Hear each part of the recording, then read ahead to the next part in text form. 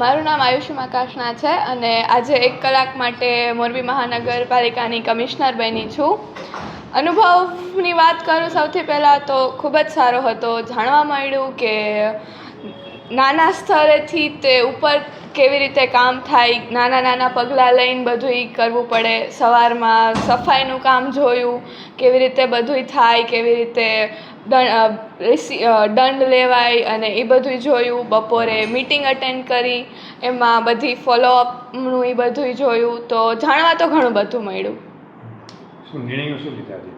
નિર્ણયોમાં તો સૌથી પહેલાં જે સબ જેલથી લીલાપર સુધીનો જે રોડ બનવાનું કામ હતું એના વિશે આગળ કાર્યવાહી કરશું કે એ ક્યારે શરૂ થશે, એના ટેન્ડર વિશે અને એ બધું એ કરવાનું છે સૌથી પહેલું કામ. લોકો એમ કે કમિશનર એસીમાં જ બેઠા એવું લાગે છે કે એસીમાં બેઠા? ના, એવું નથી હોતું કે કમિશનર ખાલી એસીમાં જ બેઠા હોય છે. આજે જાણવા મળ્યું કે સરની દર મંગળવારે સાફ સફાઈ માટેની વિઝિટ હોય છે મોર્નિંગમાં, અને ડીવાયસી સરે જણાવ્યું કે સર ફ્રાઈડેના રાતના વિઝિટ લે છે, રાત્રે 10 વાગ્યાથી 1 વાગ્યા સુધીની. તો એવું તો નથી કે એસીમાં જ બેઠા હોય છે. નાગરિક તરીકે કમ્પ્લેન કરવી અને કમિશનર તરીકે સોલ્વ કરવી એના વિશે શું કહેશો? જો પબ્લિકનું કામ છે કે એ કમ્પ્લેન કરે અને કરવી જ જોઈએ. જો પબ્લિક કમ્પ્લેન ના કરે તો કમિશનરને ખબર ના પડે કે શું થાય છે શું કાંઈ.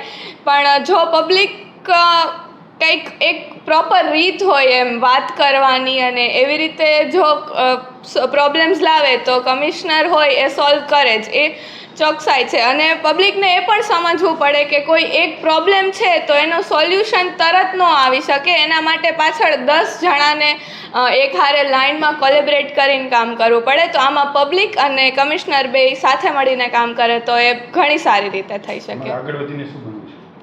આગળ વધીને તો અત્યારે તો મારી ફિલ્ડ સાયન્સ લીધી છે મેં, હું 11th છું.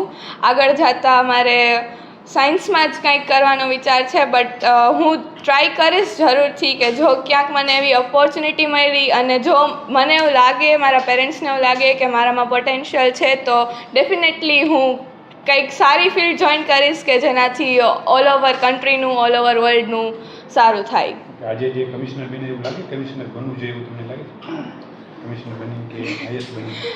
કમિશનરને એડમિનિસ્ટ્રેટિવ સર્વિસમાં પેશન્સ તો ઘણો ટેસ્ટ થાય, તો હજી આગળ જતા એક્સપિરિયન્સથી. મહાનગરપાલિકાને 1 વર્ષ 1 જાન્યુઆરી 2026ના રોજ પૂર્ણ થાય છે, જેના અનુસંધાને ઘણા બધા કાર્યક્રમ મોરબી કોર્પોરેશન દ્વારા કરવામાં આવ્યા છે.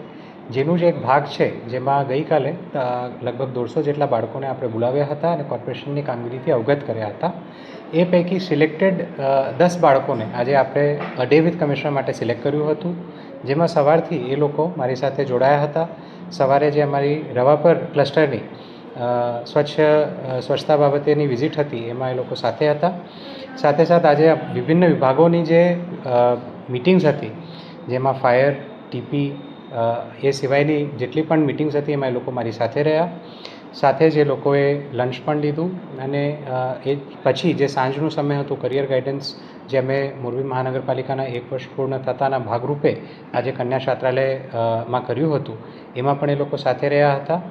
આ 10 સ્ટુડન્ટ્સ પૈકી એક સ્ટુડન્ટ શ્રી આયુષીને આજે અમે કમિશનર ફોર 1 hour તરીકે સિલેક્ટ કર્યું છે અને આજે 5 અને 20થી લઈને 6 અને 20 સુધી મોરબી મહાનગરપાલિકાના કમિશનર તરીકે ફરજ બજાવી રહ્યા છે.